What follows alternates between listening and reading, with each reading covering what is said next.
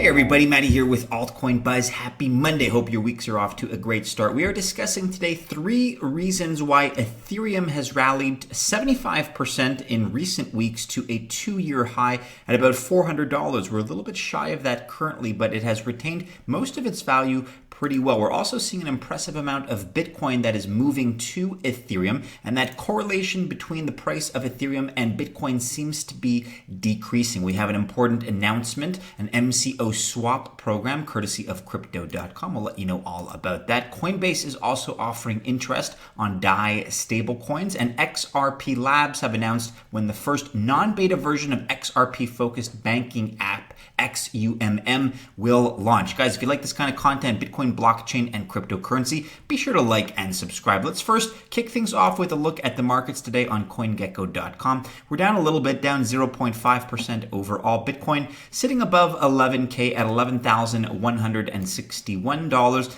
Things are more or less down a half a percentage point or so. Bitcoin down 1.3% on the day. Ethereum up 1.5% on the day. Bitcoin's dominance at the time of this recording is down below 60%, 59.6%. And here on Cointelegraph.com, we're looking at 3 reasons why Ethereum's price rallied to hit a 2-year high at about $400. As we just saw, we're a little bit shy of that, currently $385, but Ethereum's still doing very, very well. In the last 2 weeks, Ethereum actually moved 75% to the upside from about $222 to $400. Some of the reasons for this, while there are multiple reasons, this is a multivariate landscape after all, but in no particular order, one reason is that DeFi growth is pumping altcoins, but there are bearish signs. The explosive growth of the DeFi market in a short period of time led many DeFi-connected tokens to surge rapidly. In July, investors seemingly sold off DeFi tokens and other small market cap coins, moving back to Ether and Bitcoin.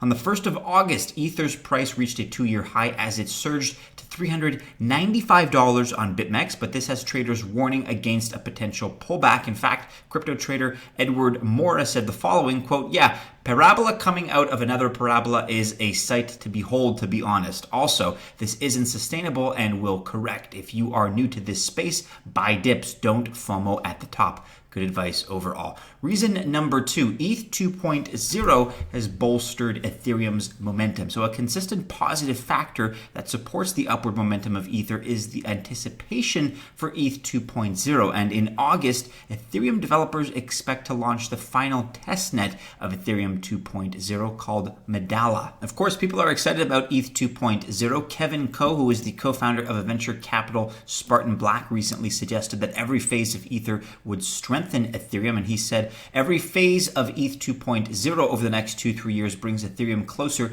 to its final state and will be catalysts for Ethereum. And then finally, reason number 3, and this is just a more general reason, but alt season is generally something that we've been experiencing these last few weeks, and I would dare say months. It's the reason that you're seeing some of this lower attention and maybe enthusiasm placed on Bitcoin following its halving. It's the reason that we're seeing Bitcoin dominance drop and the performance of altcoins outpace Bitcoin. And personally, I think, I've said this many times, I think there's a lot of room for Ether to grow. Different analysts are saying that a key resistance point is only going to pop up at about the $780 mark. This is not a technical analysis piece, so I'll leave that discussion to the technical analysts. But certainly all these factors together are proving to be a positive boon for Ethereum, no doubt about it. And here on SOMAGnews.com, an impressive amount of Bitcoin is actually moving to Ethereum as well, in addition to the factors that we just discussed. So data provided by Dune Analytics reveals that $96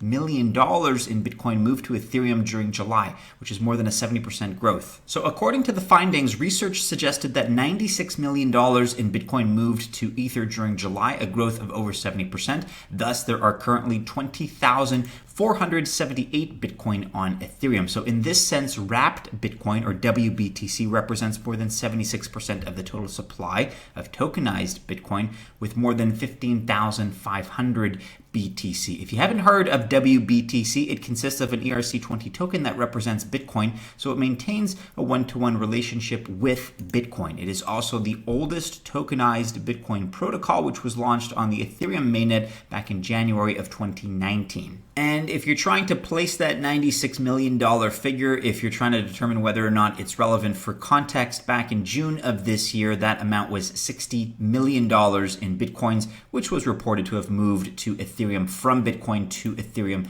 during the month of June. So 96 million is certainly a new milestone and something we can look up to and appreciate. And it's all factoring in here to a climate where on EthereumWorldNews.com, it's being reported that Ethereum's correlation to Bitcoin is gradually decreasing. This is something that was once very strong that now seems to be weakening. So the short-term correlation between Ethereum and Bitcoin is gradually dropping. The drop could signal the end of a 3-year high correlation between Bitcoin and Ethereum. And the last time Ethereum's correlation here, perhaps most importantly with Bitcoin, dropped significantly was in 2017 and before the crypto-wide bull run. At skew.com on Twitter reported the following: short-term correlation between Bitcoin and Ether is dropping further.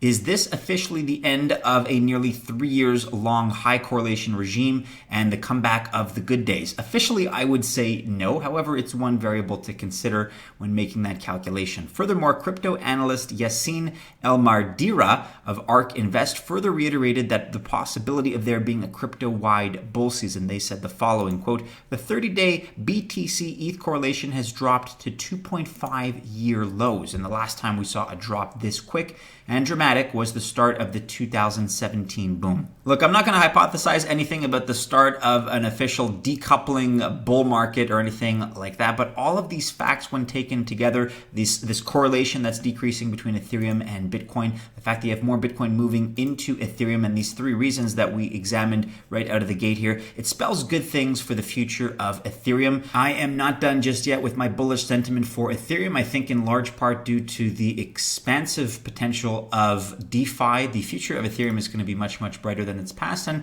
one of these days, one of these years, perhaps we're going to see new all-time highs. Just my opinion. Let me know what yours is, guys, in the comments below. We're now switching gears and discussing MCO here, an important announcement: MCO Swap program on blog.crypto.com. Here's where you can read about it in more detail. But in essence, in order to maximize the benefits arising from increasing use of blockchain tech, streamline our operations, and leverage the advanced capabilities of the Crypto.com chain, we are implementing the MCO Swap program. At its core, MCO is a blockchain-based transferable representation of attributed functions of the smart contract system. So there's going to be no change to this core functionality, but we are expanding MCO functionality and representing it in a new way. So specifically, the swap program will involve combining the current functionalities of MCO with CRO's utility and technology in a one-stop shop token to enable a streamlined Crypto.com ecosystem. And the swap program will also serve to leverage the advanced capabilities of the Crypto.com chain in preparation for its upcoming mainnet launch. You guys can read more about the details of what this swap here will entail. Here's the announcement from Crypto.com at Cryptocom on Twitter. Make sure you're following, announcing the MCO Swap program. MCO and CRO utility combined ahead of the mainnet launch. Swap available only in the Crypto.com app. 20% bonus for swaps completed by the 2nd of September 2020. So you have about a month or so to get ahead of the crowd and avail yourself of that bonus. The swap rate is going to be 1 MCO to 33.1726 CRO. That's including the 20% bonus. Right now, guys, as you know, sponsorship helps cover our production, research, and website hosting costs. Let's take a quick word from today's sponsor. Hey, have you heard about Bitcoin? Yeah, but it seems complicated to buy. There's actually a really easy way for me to send you some Bitcoin. There's this app called AAX, which I can use to send it to you. All I need is your phone number. Yeah? How does it work? Well, on my AAX application, I click on Send Red Packet, which takes me to this screen. Here I choose the coin I want to send you, which is Bitcoin. I'll send you 0.001 Bitcoin, which is about $11 worth. Then I select one packet and enter my password to confirm. Now I click on Share Link so I can send you the link. Then when you click the link, you will just have to enter your phone number, click Receive Now, and you have just got yourself some Bitcoin. It's as easy as that. Here now on CoinGeek.com, we have this announcement about Coinbase offering interest on DAI stablecoin. So digital currency exchange Coinbase is expanding its Coinbase Rewards platform, which allows users to collect interest on digital currency deposits to include the DAI stablecoin. Quote, today we're introducing DAI Rewards with 2% APY for customers in the US, the UK, Netherlands, Spain, France, and Australia, said Coinbase in their official announcement. With yields on savings account and government bonds at record lows, earning rewards on stablecoins like DAI and USDC stands out as an alternative way to passively generate income using crypto held on Coinbase. And finally, we also have this news on HeraldSheets.com. XRPL Labs announces when first non-beta version of XRP-focused banking app XUMM, XUMM, will launch. So big news here with, I suppose, a little bit more of a tease than anything, but according to XRPL Labs, the development studio powered by Ripple, the first non-beta version of the XRP-focused banking app XUMM is planned to launch in the early fourth quarter of 2020. So nothing too definitive yet, but roughly speaking, we can expect this to drop. Purpose of XUMM to XRP holders. So the banking app XUMM allows users to store and spend their Ripple's digital token XRP with the aim of creating a means for investors and traders to be their own bank. And according to XRP Labs, via the XUMM app, people will be able to spend dollars, euros, and XRP without the need for any intermediary or third party. You guys can check out more details here about the roadmap for the launch of the first non-beta version of XUMM. We'll link to this, of course, in the description below. But that about wraps it up for today, everybody. Do be sure you're following us on all the regular social media channels and keep checking back into altcoinbuzz.io for all the latest. Go ahead, like, subscribe, share, and hit the bell to receive notifications if you've enjoyed today's video. Best of luck, guys. If you choose to invest on this Monday, stay safe out there. As always, have a great start to your week, and we do hope to see you again soon in our next video. Take care.